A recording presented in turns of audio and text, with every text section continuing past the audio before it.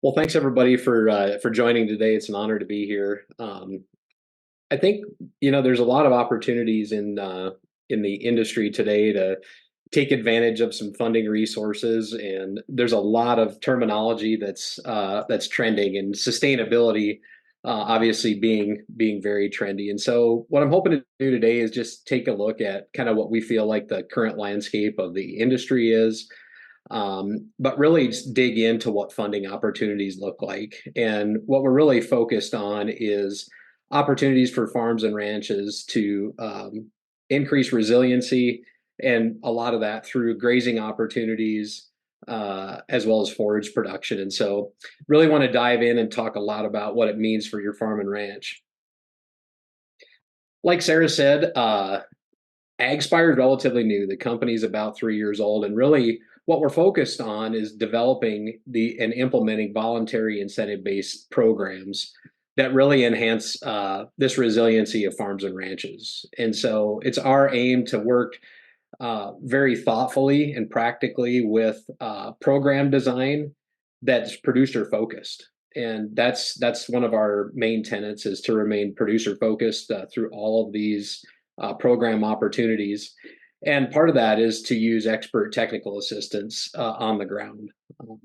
Through our early work in these programs and opportunities, we've worked with producers from a wide range of folks who have, worked in these conservation practices for a generation, to helping people establish their first cover crop or perennial grass seeding. And so, it's really our aim to help producers and really understand their operational goals so we can help you meet them.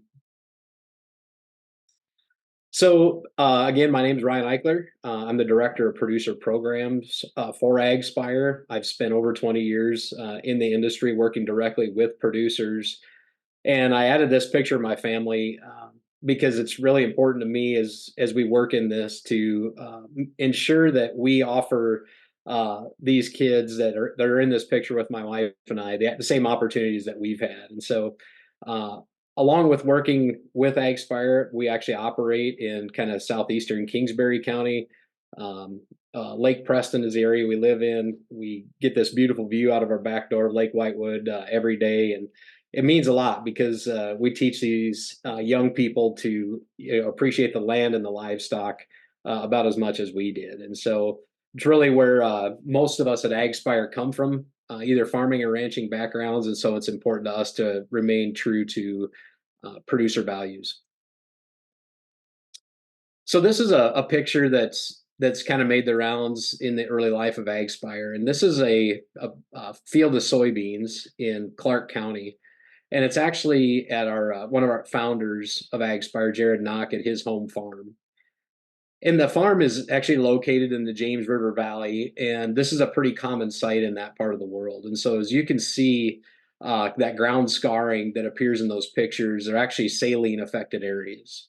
And so, when Jared actually acquired this land, this was the first soybean crop that was grown on it.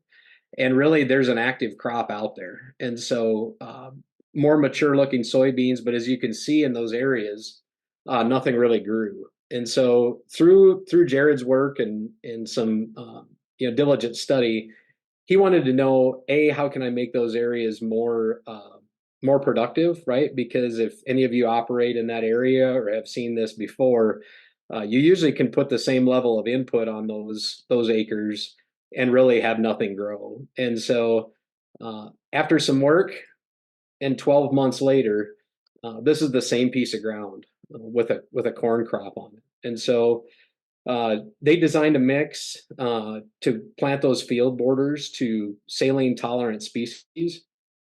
And as you can see, in 12 months, it really changed the landscape and healed most of those saline affected areas after one growing season. We need to update this photo because even the small scar that you see there in the lower right hand corner, it has disappeared from that ground as well. So really, for taking a look at what that ground had produced in the past versus a small change, not only did it make the ground more productive that was previously saline affected, Now we've actually increased the amount of forage that can come off of those acres as well. And so several opportunities to hay that ground. The species in there are saline tolerant alfalfas, clovers, and grasses. And so high quality forage that comes off of acres that would normally not have produced, anything in previous growing seasons. And really, what we're looking to accomplish with all of these programs and practices that we help growers implement is really these key practices to improve soil health. And so we manage all of these programs really with these things in mind. And so probably preaching to the choir to most of you guys, but managing these soil health practices really allows producers to work with the land and really create that cyclical environment of um, utilizing ground cover, crop rotation, no or reduced tillage, as well as the integration of livestock. And in the early life of AgSpire, we've really focused on that integration of livestock on these acres.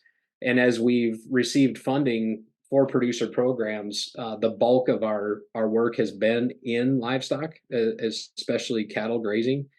And so you'll see that as we kind of progress through the slide deck. And of course, these soil health practices come along with very obvious, benefits, right?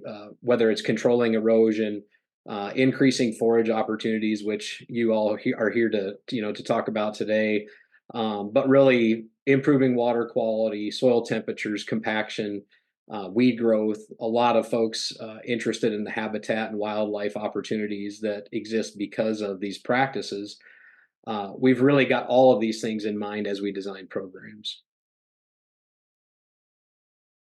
And what we'll talk through in most of this presentation is this cyclical manner that we approach our decision making. That if we can accomplish all of these things at once, uh, we're really accomplishing our task in terms of securing funding through both public as well as privately funded programs. And so, understanding growers' goals are really the first and foremost in our daily work and in the design of all the programs that are available to you as producers. So, what we'll talk a little bit about next is some of the funding opportunities that AgSpire offers, um, and really a little bit of the history, but a lot about the future in these programs.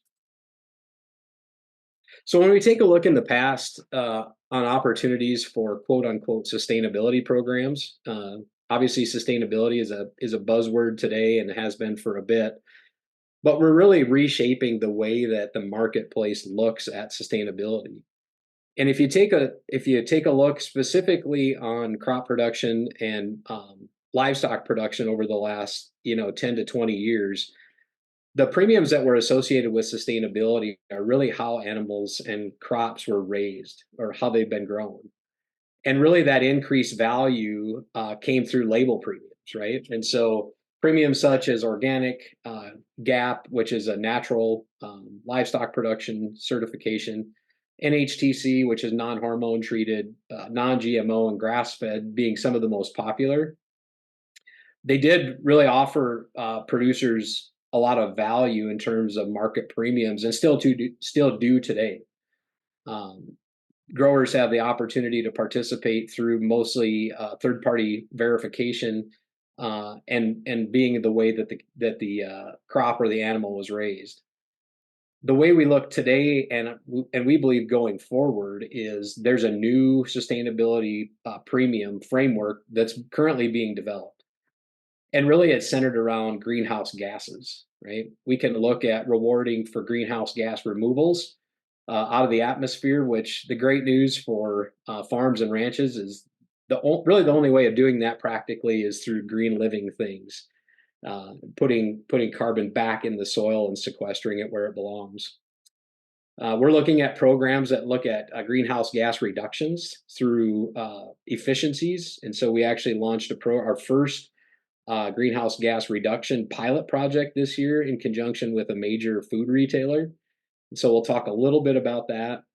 And then the thing that's really not a greenhouse gas avoidance, there is no metric for that today in agriculture, but there is some in forestry. And so we believe that there may be some day in the near future where it's a possibility that ranches would be basically rewarded for grass production and leaving grass where it is, where it could, sensibly be broken. And so um, really, it's not today designed to be so much of a product premium as it is a payment directly to producers based on outcomes using this mass balance approach. And basically, what that means is through all of these bodies that want to see these positive outcomes, most of the private funding sources have a supply shed. And really, that supply shed is where a kind of a known quantity of commodity is grown that they source from. And so what you'll see through most of our program design is each one is assigned a specific geography.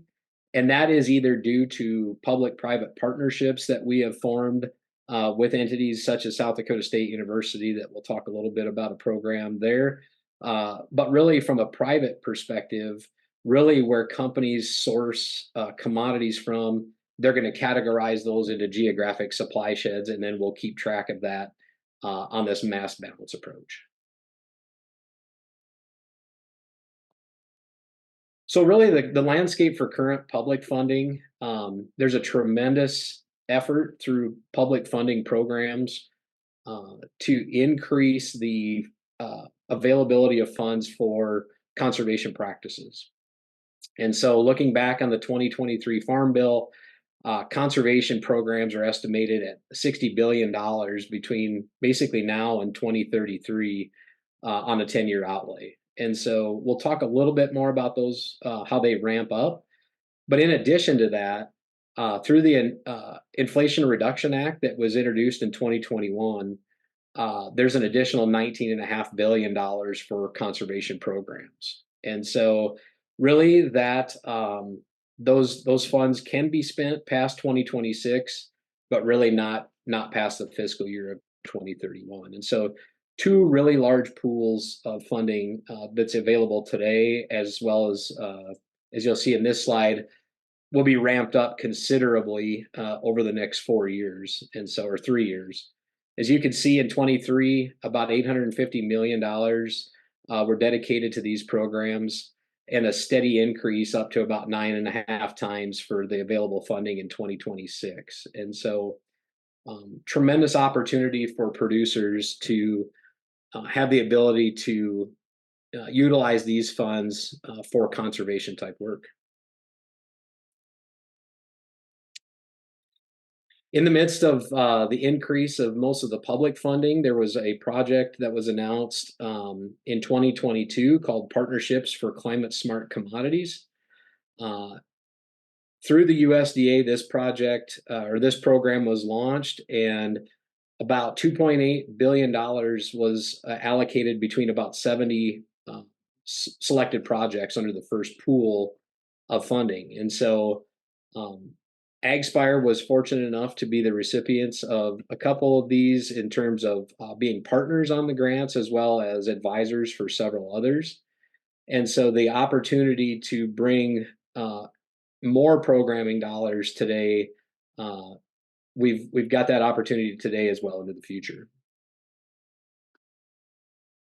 The other thing that we see on top of the demand, or the supply of, I should say, supply of public funding, is a tremendous amount of focus has been placed on commodity groups as well as private companies to really set carbon reduction targets or greenhouse gas reduction targets. And so as you can see in the bar graph, these are the number of companies with approved targets and commitments going all the way back to 2015. But really, those numbers have become exponentially higher starting in 2020. And as you can see today, a majority of U.S. food companies have set a target, as well as numerous trade groups. And so through that, a growing amount of private sector funding has come into this as well. And you're really maybe asking, what part do we as producers play in the private sector from a greenhouse gas abatement? And really, what it comes down to is, in the supply chain, what we really see and are focused on are all of these targets based on scope 3 emissions. And so, if we look at the upstream and downstream in a supply chain, agriculture being right there, involved, whether it be a row crop, a food crop, or a beef as a commodity, we've got the opportunity to affect the supply chain through some of these practices and interventions. And so the positive news is that several food companies have already begun investing in scope 3 emissions reduction. And American agriculture is a fantastic story, simply because, like I mentioned a couple slides ago, there's very few other ways to sequester carbon, and the grazing animal being one of the most fantastic ways on the planet. So that's a little bit about kind of how we got to where we are today, and really want to condense everything else down into the future, and really what it means for agricultural producers in this landscape. So what we did about a year, about well, not quite a year ago, actually, we launched the Sustain Ag Network in January of 2024. And really, our aim is to help farms and ranches maximize the impact of these practices on the acres that they select. And so we remain fee free to the producer, and really want to become a trusted advisor in finding programs to help them increase the efficiencies at which they operate and meet their goals. So today we've got 5 programs that we offer in the states that are highlighted here in green. So really the upper Midwest and Great Plains being a focus. And then we're also moving a part of our pilot in one of our projects into the Southeast as well. And so this is where we operate and have open enrollment opportunities for producers today. We're constantly working on market-based programs as well. And so we've got customers that are investing into these supply chains today. And so we manage, of these 5 programs, we manage with these partners today, as well as several that are actually in development that will be launched later in 2024. And so a really unique set of private-based companies that we are able to offer funding from as well. Kind of our flagship project that I wanted to spend a little time on today is a project that we very fondly call the Grass is Greener program. And this is a public-private partnership that was awarded through the USDA Climate Smart Commodities program. And so we're a major partner on the project, very proudly with South Dakota State University. And really what our part of this project is for enrollment, implementation, technical advising, and then market development. And so what the Grass is Greener is based around is really cattle producers in the upper Midwest and Great Plains. And its aim is to work through conservation and regenerative seeding practices. And so as you can see on the screen there are 3 practices that we're really focused on. And that's cover crop establishment, forage planting, as well as a range planting. And so we work basically through existing NRCS codes as far as those establishment and interventions, but really offer producers a wide range of opportunities to take advantage of those practices in areas that they feel necessary.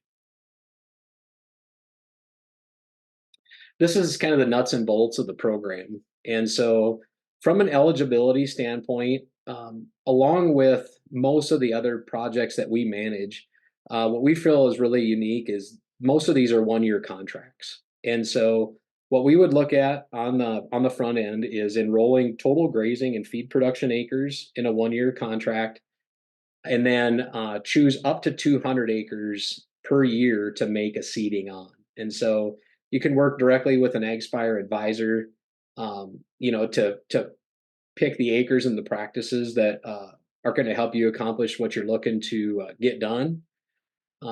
As far as ineligible acres, or basically we can't take the same incentive on acres that would already have a seeding component with them today. And so you would work with one of our advisors to determine the eligibility of those acres on the front end.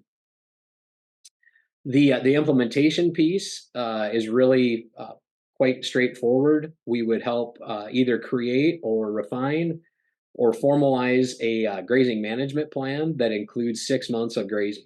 And so what we're looking at there is cows that are grazing in a very traditional manner uh, on grass, crop residue, cover crops, things of that nature, and then really just make the chosen seeding from that list. And so either cover crop, forage, or a range planting. As far as the verification goes, we do utilize GPS mapping of the operation, and we have a very detailed and spelled out data privacy policy in all of our contracts, and so no individual data is shared outside of any of these projects. And then the other thing that we work with, both with the university, is soil sampling. And so, depending on which intervention that you would choose, at no cost to you, there's a couple entities doing soil sampling in this project. They would coordinate that with the growers and do it at their convenience. Then, once the practices have been verified and the outcomes measured, AgSpire will issue the payments. And so, we're actually the payment body as well. So you make the seeding, we would verify the practice, and then cut a check for the practice acres. The very unique thing about the grass is greener as a market development piece is we're actually paying a cattle premium as well. And so for feeder cattle that are produced as a result of these operations, making a conservation seeding, any of those animals that would be marketed from that year's calf crop, either as feeder cattle or fed cattle that would enter the supply chain, they would be eligible for a $40 a head premium on top of the seeding incentive as well. And so one of very few programs that's paying a premium for the livestock that's produced because of these interventions. And I think the model that we're trying to build past the ends of some of these publicly funded programs would be developing the market for that. And so the animals can be marketed as you would today. You would just provide your advisor with the proof of sale once those animals are marketed, and then that incentive will be paid separately from the seed incentive. One other example is this Covering America from Coast to Coast program. This is a specialty grains and oilseed program that would utilize several conservation practices that you can see listed there. Cover cropping being one of the interventions, and so that would pay $30 an acre for cover crop establishment, and then premiums that would be associated through the actual marketing of oil seeds or grain off of those acres as well. This also is a 1-year contract that would, be eligible to acres that are not currently enrolled in another seeding project today. You would work with your advisor to adopt 2 of those 5 available practices, where you must plant a multi-species cover as plus 2 other interventions in the program. GPS mapping will verify the acres, and then those soil samples will be taken annually as well. Similar to the grass is greener, growers would receive payment once the seedings have been verified, and then work directly with Millborn Seeds on a contract for delivery of the seed crop that's in that rotation. And so AgSpire's responsibility in the end of that program would actually be to disperse the premiums associated with the growing of those as well. And so a very unique opportunity for some different cropping, but also incentivizing the use of covers in that program as well. The last program I'll mention really quickly is the Enhanced Biodiversity on Grazing Lands program. This is a program that we're partnered with Second Century Habitat Fund in South Dakota. This is an interseeding program for existing rangeland today, and producers can enroll up to 160 acres per operation for an interseeding or an overseeding project that would include at least 12 beneficial species. And so, very unique program, a 10-year commitment on the interseedings that you would not apply a broad spectrum herbicide or take that out of grass production, but a relatively robust payment there at $120 an acre, which includes a $60 an acre payment for seed. And so we'd be happy to get you hooked up with Second Century Habitat Fund on that program as well, if those fit. So really, what our focus is to work directly with farms and ranches to evaluate your goals and really make sense out of what you're trying to accomplish. In this space, it really is getting to be more opportunities for growers, which is great. We just at AgSpire want to make sure that we're fitting the right producer with the right program, um, and really work to benefit the most acres on your operation that we can. So I'd invite you to visit the Sustain Ag Network. All of our program offerings are listed there. I can certainly leave my contact in the chat as well, but we would love to connect with you on all of these opportunities and would be glad to answer any questions that you have today.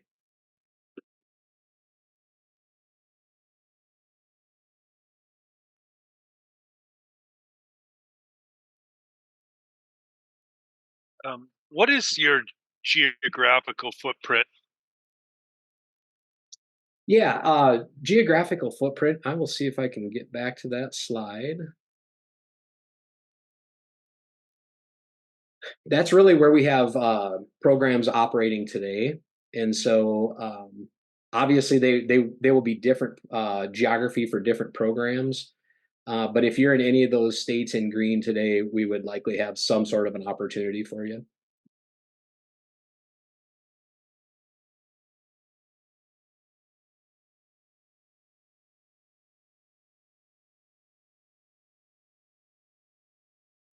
Feel free to use the Q&A or the chat if you have questions for Ryan. I know we have a couple minutes here, so don't be shy. We can give him a minute or two, or Ryan, if there's anything that's commonly asked. I know this is kind of a new concept, and you guys have been around for a while, but there's still people that definitely haven't heard of what AgSpire is doing or don't know, the full gamut of what is provided.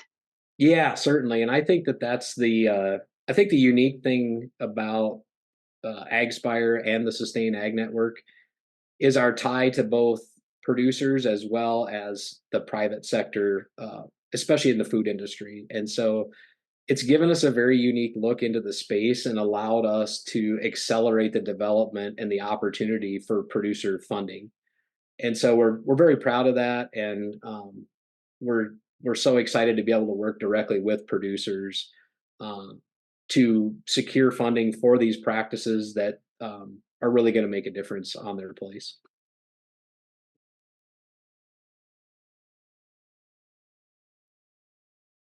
Looks like we do have a question from Kurt. Can these practices be things producers are already doing to be eligible for incentives, or do these have to be new practices on the operation? That's a great question. For the most part, most of our active programs do not require that additionality. And so, depending on which program you're wanting to participate in, most of them have eligibility for producers that are doing these practices today. And so, uh, that's kind of part of our initial discussion with operations is just understanding exactly what they're doing today and then where they want to be in the future. And so it's we've got the ability to work directly with those folks to determine which programs are the best fit and really which provide them the most value. But that's a great question. We actually have one program in Minnesota, Iowa, and Nebraska today that is strictly on a look back. And so it's a row crop program that incentivizes for cover cropping